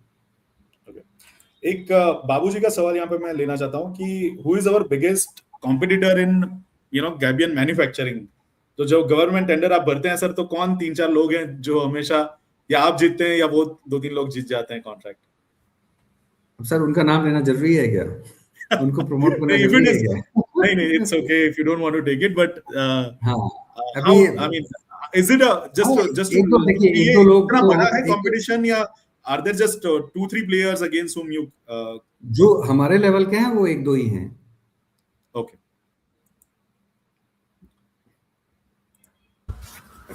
यहाँ पे सर कुछ सवाल थे on the tendering process, project side basically, कि सर हमारा कितना कितना हमें कोई एडवांस बैंक गारंटी देना पड़ता है, EMD देना पड़ता है हमें? हाँ जी, जो बिडिंग करने के लिए EMD देना पड़ता है। अभी हमारे जैसे एलिजिबिलिटी इस टाइम हमारे पास बिडिंग की 40 करोड़ लगभग 40 करोड़ के का सिंगल कॉन्ट्रैक्ट हम बिड कर पा रहे हैं इस टाइम में। हमारे पास वो टेक्निकल और फाइनेंशियल कैपेबिलिटीज क्रेडेंशियल्स हमारे बन चुके हैं। तो ईएमडी मतलब उस हिसाब से हमें देना पड़ता है। अगर जैसा हमने 40 करोड़ का एक कॉन्ट्रैक्ट बिड किया तो हमें 40 लाख का ईएमडी देना पड़ता है in the form of a bank guarantee. So रफली 1% हमें देना पड़ रहा है as a EMD, correct sir? मतलब बिडिंग के लिए देना पड़ रहा है। तो हमें इस टाइम में करीब 5 करोड़ हमारा ईएमडी बीजी ईएमडी लगा हुआ है टेंडरिंग। अच्छा, ओके, अंडरस्टूड। टिपिकली सर कितने परसेंटेज ईएमडी रहता है? 1% रहता है कि टिपिकली 1%, टिपिकली 1 से 2% तक रहता है। ओके, बट क्या है ना कि आपको नंबर ऑफ टेंडर्स बिड करने पड़ेंगे तब तो आपको उसमें से सर्टेन परसेंटेज मिलेगा ना। तो बिडिंग के लिए एक फंड जो है, अच्छा खासा फंड जो है वो लग जाता है। और सर प्राइवेट में तो आई एम अज्यूमिंग कि ये कुछ जरूरत नहीं होगी हमें कुछ वहां पे वो प्राइवेट में EMD ईएमडी देने की की। जरूरत नहीं होती है, बट प्राइवेट में भी परफॉर्मेंस बैंक गारंटी देनी होती है। तो पीपीजी कितना सर रखता है रफली अपने पास? कितने परसेंट हमें देना पड़ता है both private versus PVG government? Back to रफली बैक रहता है पूरा? नहीं, पीवीजी जनरली 5% की मांग होती है पीवीजी में, बट नेगोशिएट करके हम 3% तक कोशिश करते हैं कि पार्टी मान जाए, 3% ही हमें देना पड़े। और सर हमें जो हमारा परफॉर्मेंस गारंटी रहता है हमारा प्रोजेक्ट खत्म होने के बाद, कितने टाइम तक वो उसको रिटेन करते हैं? 1 साल तक, 2 साल तक? थोड़ा सा हाँ, जो डिफेक्ट लायबिलिटी पीरियड होता है, नहीं जैसे परफॉर्मेंस बैंक गारंटी है तो वो कंप्लीशन पर रिलीज हो जाता है, लेकिन एक रिटेंशन अमाउंट होता है जो हर बिल में से कट के रिटेन होता है, वो डिफेक्ट लायबिलिटी पीरियड के बाद मिलता है। तो वो टिपिकली 1 साल के बाद मिलता है। वो टिपिकली 5% की वैल्यू होती है वो।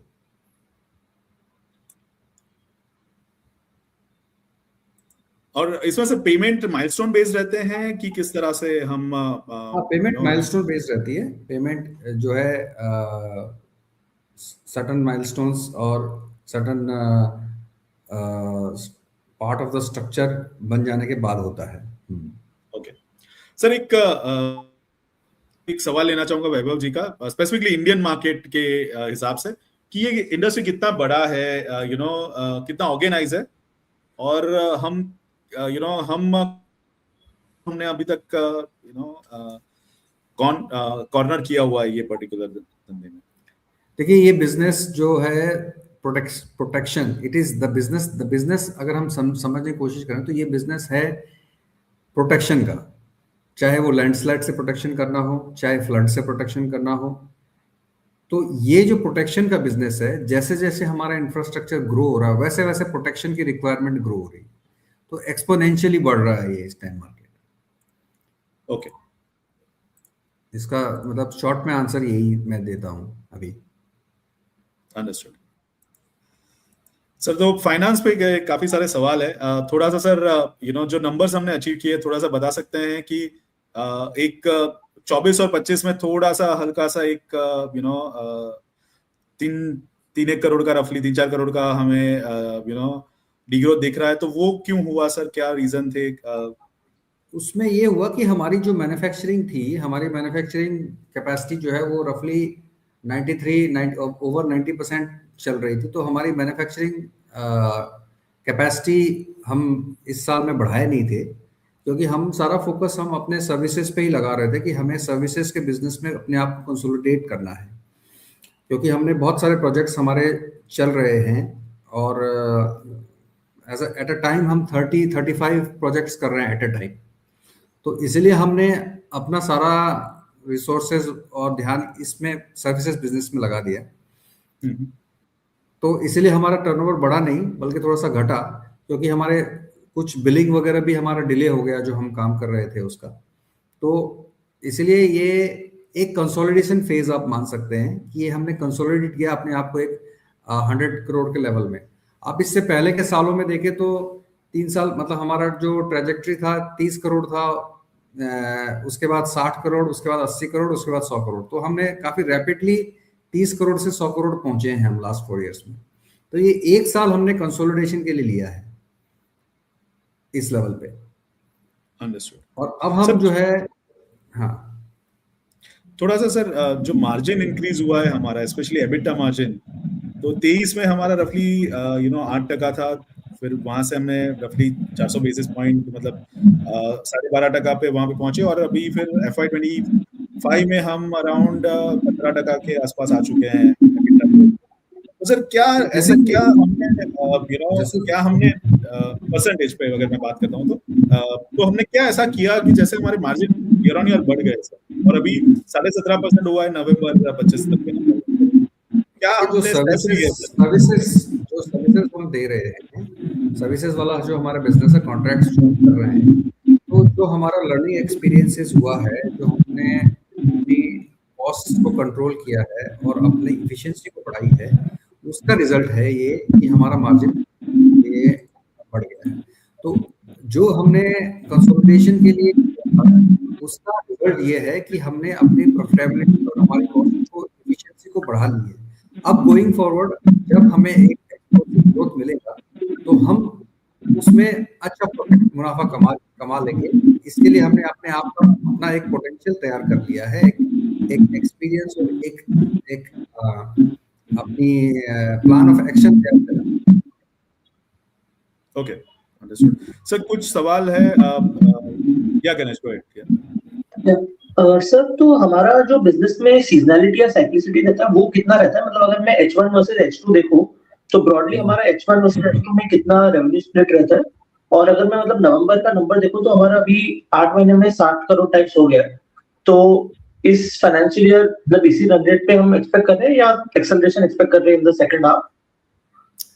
हमारा इस ईयर में 120 करोड़ का एक्सपेक्टेशन है, यानी कि लास्ट 4 मंथ्स में 60 करोड़ का बिजनेस करना है, जो कि equal to the first 8 months है।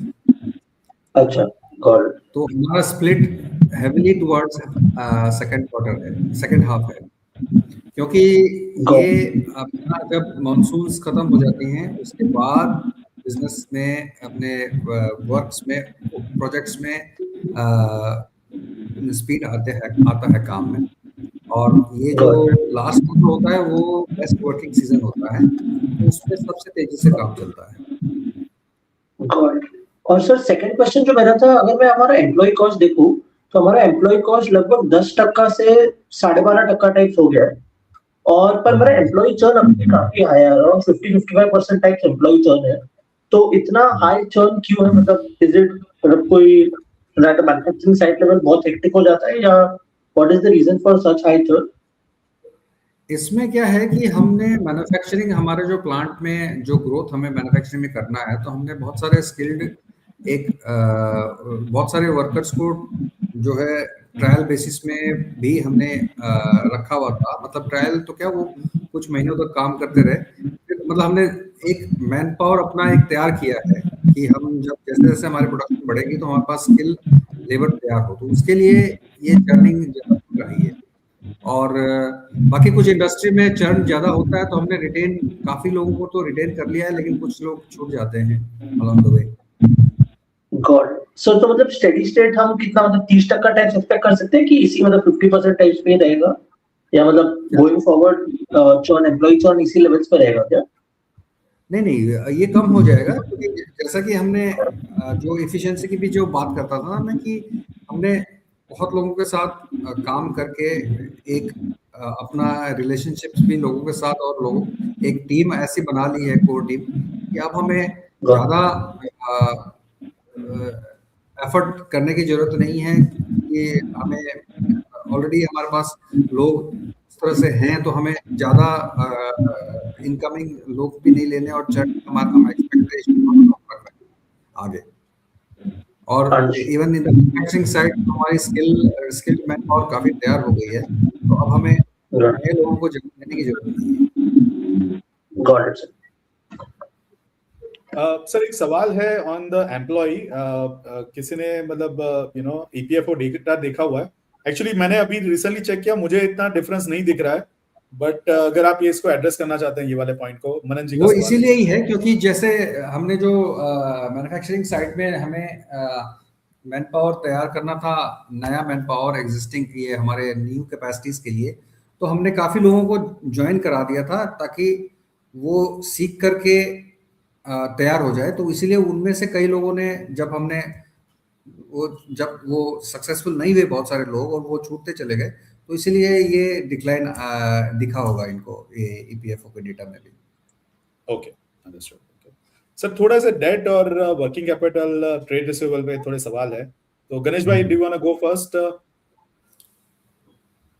श्योर सर, तो पहले तो मतलब मैं यहाँ से वर्किंग कैपिटल से ही स्टार्ट कर लेता हूँ, क्योंकि I think bulk of our debt issues are also because of working capital itself. तो अगर हमारा इन्वेंट्री अगर हम देखें तो हमारा inventory has gone up from से 7.5 टू 28 CR टाइप्स, और even in terms of inventory days हमारा 2023 में 30 इन्वेंट्री डेज होते थे, that has gone up almost to 156। तो हम इतना ज्यादा इन्वेंट्री क्यों रख रहे हैं? और अगर मैं इन्वेंट्री का मिक्स भी देखूं तो bulk of that is finished goods, तो ऑलमोस्ट 46% फिनिश्ड गुड इन्वेंट्री है। तो ब्रॉडली क्या रैशनल है to keep this high level of inventory on the books? ये इसलिए है क्योंकि हमारे 30-40 प्रोजेक्ट्स जो चल रहे हैं वो हर जगह हमें इन्वेंट्री मेंटेन करनी पड़ती है ताकि वो फिर एग्जीक्यूट हो सके। पहले हमें वहाँ पे प्रोडक्ट्स डिलीवर करने पड़ते हैं, उसके बाद ही उसका इंस्टॉलेशन होता है।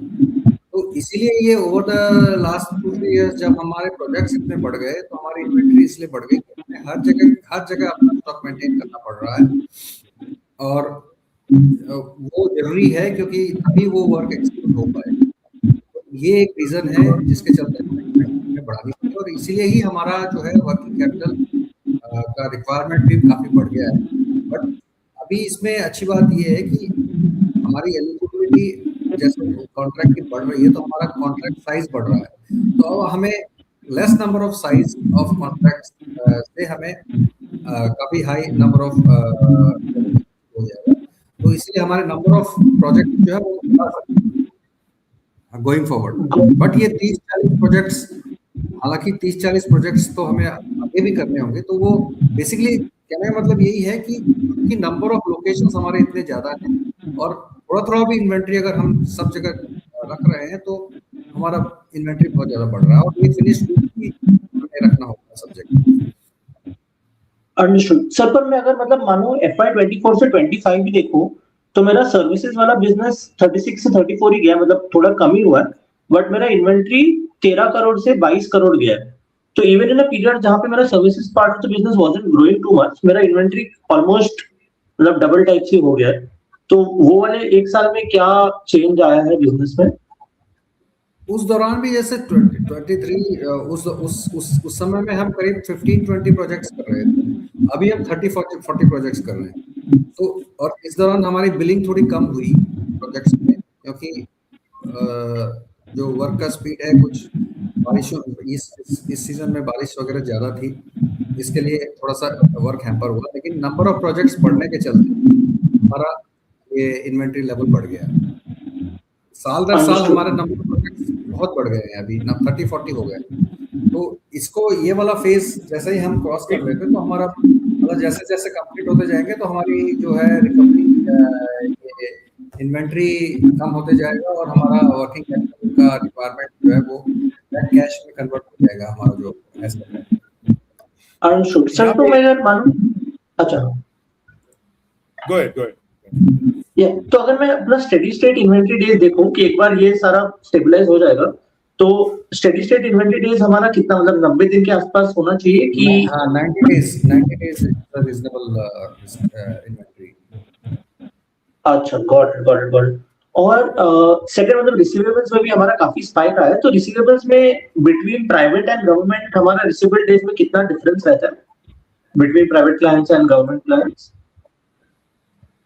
देखिए, दोनों में सिमिलर ही रहता है, क्योंकि क्या होता है कि रिसीवेबल्स जब हम बिलिंग करते हैं उसके बाद एक अप्रूवल प्रोसेस होता है जो कि साइट विजिट से लेकर के उसकी टेक्निकलिटीज और टेस्टिंग वगैरह सारा इंक्लूड होता है। तो वो सारा जो प्रोसेस है, जैसे कंप्लायंस में काफी बढ़ गई हैं पहले से, तो अभी और भी ज्यादा जागरूक हो गई हैं, तो वो काफी डीपली चेक करते जा रही है। तो अभी ये भी एक टेम्पररी है, क्योंकि अभी अंडरस्टैंडिंग आई है नई नई, तो वो उस चीज को ज्यादा अंडरस्टैंड करने के लिए ज्यादा टाइम ले रहे हैं बिल को क्लियर करने। Got it. पर सर मतलब ये जो हमारा, अगर मान लें पिछले 3 साल में अगर हमारा रिसीवेबल डेज देखें तो ऑलमोस्ट 50 से 110 हो गया है, तो ऑलमोस्ट डबल हो गया हमारा रिसीवेबल डेज। तो मतलब is this like sustainable long term, या मतलब कुछ बिजनेस में फंडामेंटल फ्लॉज आए जिसकी वजह से इतना स्लिप हुआ है, कि मतलब गोइंग फॉरवर्ड कैसे हम इसको करेक्ट करने की कोशिश करेंगे? स्लिपेज नहीं है, वो ये है क्योंकि पहले हमारी ओनली मैन्युफैक्चरिंग का बिजनेस ज्यादा था, अभी सर्विसेज का बिजनेस ज्यादा है। तो सर्विसेज में रिसीवेबल का पीरियड ज्यादा होता है, मैन्युफैक्चरिंग में कम होता है, इसलिए ये स्पाइक आया है। बट एज आई सेड कि ये अभी टेम्परेरी स्पाइक हुआ है, तो ये चीज ये आने वाला समय के बारे में अगर हम बात करेंगे तो बेटर रहेगा। Understood sir. और फाइनल क्वेश्चन मेरा डेट के ऊपर रहेगा। तो अगर हम अपना इंटरेस्ट कवरेज देखें अभी, तो हमारा इंटरेस्ट कवरेज इस पॉइंट पे, जब हमारा मैन्युफैक्चरिंग पीक कैपेसिटी पे चल रहा है, उस पॉइंट पे भी हमारा interest coverage ratio less than 3x types है। तो from a date point of view काफी ज्यादा लेवर्ड है कंपनी। तो ब्रॉडली आप इसको कैसे देखते हैं कि over the next few years कैसे आप डेट कम करना चाहेंगे? And follow on to that is कि हम आईपीओ प्रोसीड्स का थोड़ा पार्ट डेट कम करने के लिए क्यों यूज नहीं कर रहे? देखिए, जो हमने एसेट्स बिल्डअप किए हैं, हमने इतने एसेट्स इसलिए बिल्डअप किए हैं कि हम अपना बिजनेस, क्योंकि हमारे पास विजिबिलिटी बिजनेस की बहुत हाई, मतलब वॉल्यूमिनस विजिबिलिटी है, इसलिए हम अपने एसेट्स तैयार करके अपना पोटेंशियल तैयार कर लिए। अब हम उसको बिजनेस में कन्वर्ट करके हम कैश जनरेशन हमारे कंपनी में करके ये डेट को हम रिड्यूस करेंगे। लेकिन ये एसेट क्रिएशन होगा तभी, एसेट बेस बनेगा तभी हम आगे वर्क कर सकते हैं, इसीलिए हमने वो एसेट बेस बनाया है। सर कुछ सवाल मैं कुछ सवाल लेना चाहता हूँ ऑडियंस से अभी। So first one is about little bit about I think debt का हमने already according to Shivam Bansal. Sir अगर आप फिर से अगर रिपीट करना चाहते हैं इस पॉइंट को कि how do you want to. हाँ, तो डेट की बात ये है कि डेट, देखिए डेट क्या होता है, ये जो अभी बुक्स में जो दिख रहा है, अभी जो कंपनी का साइज है, हम over the next couple of years we are envisioning, क्योंकि हमारे पास जो बिजनेस का विजिबिलिटी है उस हिसाब से हमारा कंपनी का साइज बहुत बढ़ जाएगा। तो ये फिगर्स जो है वो कम दिखने, अपने आप ही रेशियो में कम आ जाएंगे।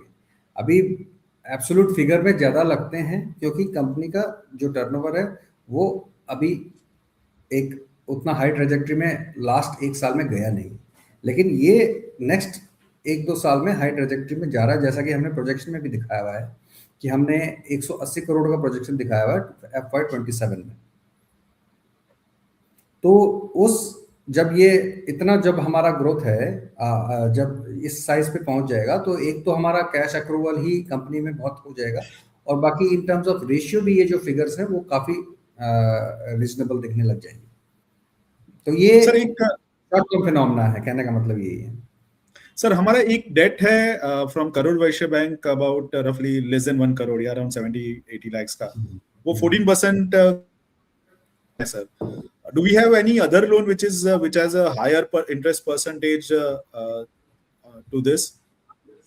No, these are short-term working capital loans that we have taken. So that's because our requirement for business is such that we अभी जो working capital है, तो इसीलिए हमने IPO से भी जो proceeds है वो working capital के लिए ही earmark करके रखा है, क्योंकि हमें अपना business बढ़ाने के लिए working capital चाहिए, और हमने इसीलिए ये कुछ अरेंजमेंट्स किए हुए हैं जिससे कि हमारा बिजनेस आगे बढ़ते जाए। तो हमने एक अपने पास, क्योंकि हमारे आने वाले महीने जो है, जैसे कि मैंने कहा कि 60 करोड़ का हमें सेल करना है नेक्स्ट 4 months में, तो इसीलिए हमें एक अच्छा खासा फाइनेंस अपने हाथ में रखना है, इसीलिए हमने ये कुछ लोन्स कलेक्ट करके रखे हुए हैं। Okay, alright. एक सवाल है मनन जी का कि हमने गाइडेंस दिया है 120 करोड़ का, अगर ये आरएचपी में ये सेइंग कि हमने दिया हुआ है, I am just assuming sir, अगर नहीं दिया है तो ये सवाल नहीं लेते। नहीं, दिया हुआ है, ये दिया हुआ, सही सवाल है, ये दिया हुआ है, मैंने पहले भी बताया। ये सर बता दीजिएगा कि हमने अगर अभी तक 60 करोड़ का धंधा किया हुआ है, So how confident are we to achieve, remaining 60 crore? We are very confident. That is why we have accumulated many assets with us so that we can execute so much of the work and get this figure, because this is the working time where all this is going to be executed. जब बारिश का season होता है तो काम बहुत जो है स्लो हो जाता है, तो अभी ये सीजन है बारिश से पहले, जो कि ये बहुत सारा काम जो है वो एग्जीक्यूट हो जाना है. So usually, sir, is it 30-70 H1 H2? Yeah. Usually it's more like 40-60, I would say, but this time it is more skewed towards H2 just because of the extended monsoon season this year. एक सवाल है देवेंद्र पटनी जी का कि turnover till September 25, this has gone to 60 as of November 25. The run rate is around 15 crore per month. So again, same thing. How confident are you? I think we'll skip this question unless until you want to add something, sir. Madhusudan ji. No, that's my answer will remain the same, that we have gathered the assets required to achieve the run rate. His 15 crore per month run rate. Yes. So regarding the utilization rate, so I'm assuming the utilization rate which was mentioned is only for service में तो ऐसा कुछ नहीं रहेगा. I'm assuming. So Yeah, this utilization rate is based upon the 9,000 ton capacity that we had prior to November, I think. Currently, we are already increased it to 1,300, and as I said, we'll reach 15,000. We'll reach 15,000 by the end of this financial year, and we'll have one production line capex from the proceeds of the IPO only.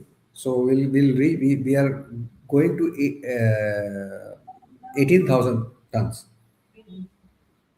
Okay. Our production capacity. Sir बाबूजी का एक सवाल है कि हमारे company में dates हैं और हम वो उसको रिपे नहीं करने वाला आईपीओ प्रोसीड से, और we have more units upcoming, तो उसके लिए क्या हमें और डेट लगने वाली है सर?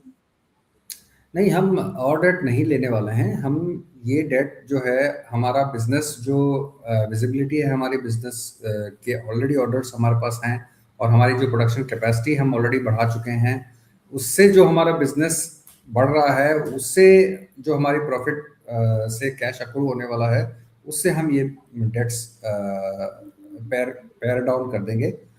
फिलहाल हमें वर्किंग कैपिटल बिजनेस बढ़ाने के लिए ज़्यादा जरूरी है, क्योंकि हमारा बिजनेस में जो प्रॉफिटेबिलिटी है वो हमारे इंटरेस्ट कॉस्ट को बीट करता है. मैं देख रहा हूं तो रफली यहाँ पे it shows like around 28 crore का है जो हमें दिख रहा है. इसमें से सर कुछ ऐसे भी डिस्प्यूटेड डेट्स भी हैं जो मोर देन 1 ईयर है? नहीं, ऐसे डेट्स हमारे पास नहीं है जो कि डिस्प्यूटेड हो. हमारे पास सारे क्लीन डेट्स हैं, और वो जो over the period of time अभी काफ़ी जो है नेक्स्ट 2-3 मंथ्स में काफ़ी रिकवरी हमारी इन डेट्स की भी हो जानी है, और बिजनेस भी वैसे और भी 60 करोड़ का हमारा जो 45-60 करोड़ का भी और बिजनेस इस फाइनेंशियल ईयर में होना है. तो मतलब ये टर्न अराउंड बहुत फास्ट होने वाला है अभी. ओके, ठीक है सर. थोड़ा सा इश्यू के बारे में बात करते हैं. तो सर हम करोड़ के मार्केट कैप पर हमारी कंपनी लिस्ट होने वाली है इश्यू प्राइस के हिसाब से ऑन द अपर बैंड. या नाउ थोड़ा and I'm assuming it's around 17-18 का मल्टीपल कुछ आएगा based on the current projections that has been given in the RHP. तो सर और मैं कंपटीशन को देखता हूं तो हमने RHP में SRM कॉन्ट्रैक्टर को हमारा कंपटीशन दिखाया हुआ है. So how are we like to like, क्या डिफरेंस है हमारे और SRM कॉन्ट्रैक्टर के बीच में रफली? अगर SRM और हमारे डिफरेंस ये है कि हम मैन्युफैक्चरर भी हैं, whereas they are only contractor, although they are a much larger contractor than we are. So that is the major difference between SRM and us. But the field that they are focusing on in taking the contracts is this only, and we are actually aspiring to reach that level in the contracting business. Okay. And in fact, I would like to also, inform that they are buying raw material from us. Okay, understood. And sir, तो हम based on our current balance sheet के हिसाब से हम कितने तक के projects में हम बिड कर पाते हैं अभी? If you look at SRM contractor which is a slightly larger company than us, so हाँ, वो SRM contractors is able to bid, I think, up to 200 crores project size, whereas we are only able to bid abhi around 40 crores of project size. But over the next coming time, that situation will change. okay, perfect.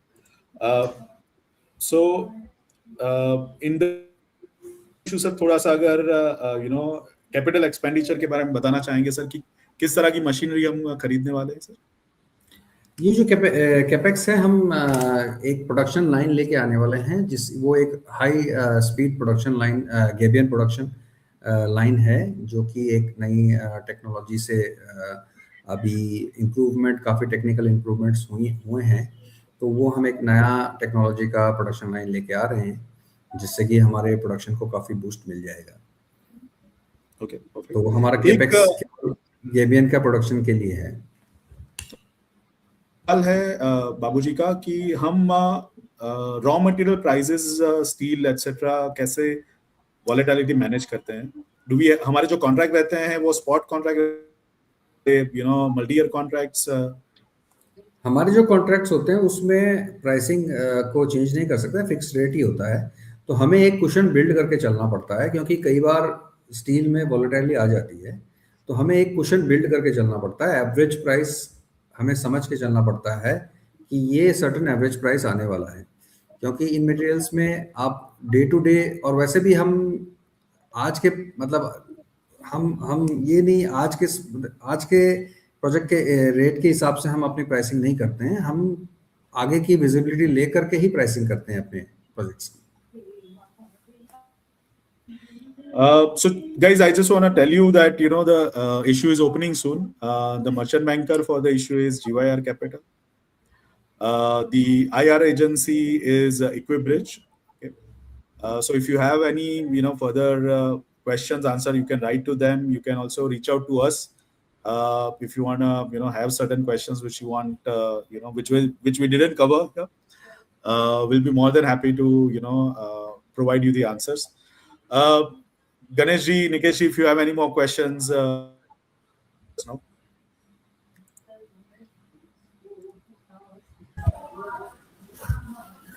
Okay, so Madhusudan ji, एक last में हम कहते हैं एक promoter से कि भाई why investor should invest in your company, उसके बारे में अगर आप कुछ बताना चाहते हैं तो over to you sir.